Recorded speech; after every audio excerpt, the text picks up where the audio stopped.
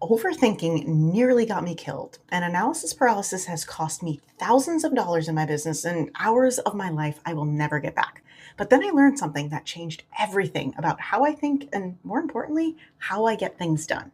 So, in 2006, a researcher named Dijkterhuis, Di- Dichterhouse? Okay, a dude from the University of Amsterdam gave participants a complex decision, and then they were split up into three different groups. One group had to decide immediately. One group was given time and instructions to deliberately think it through.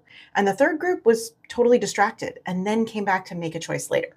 Turns out the distracted group actually made significantly better decisions than the deliberate thinkers.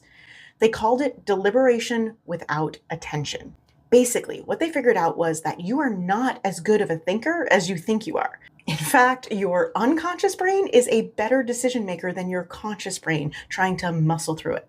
And here's why. Your brain has three rules to follow and always does them in the same order. Rule number one is no dying.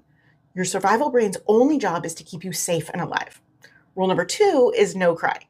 After you're safe and alive, then your emotional brain can worry about how you feel. And then rule number three is no dying again, because if you aren't growing, you're dying. And this is your thinking brain, where decisions are actually made.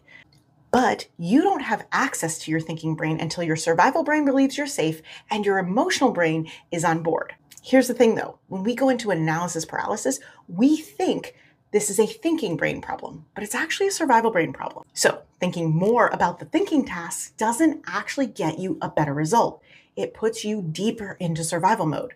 And then your brain gets stuck on rule number one, no dying, which means the decisions you make are made in a state of panic, not logic.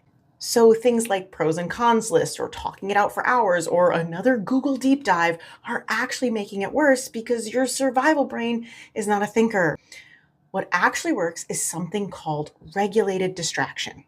Something physical, low stakes, and a little boring. Maybe like folding laundry, taking out the trash, cleaning the kitchen. These tasks require just enough mental engagement to distract you, but they also give your allostatic system a chance to reset. But your subconscious mind continues to deliberate in the background. And don't worry, it's way better at thinking than you are.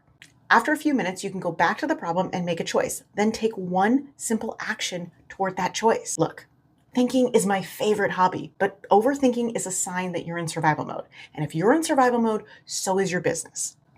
I'm Marcy Gray. I help entrepreneurs and leaders get out of survival mode and back to business. And if you want to know how overthinking nearly got me killed, check out the full video linked below.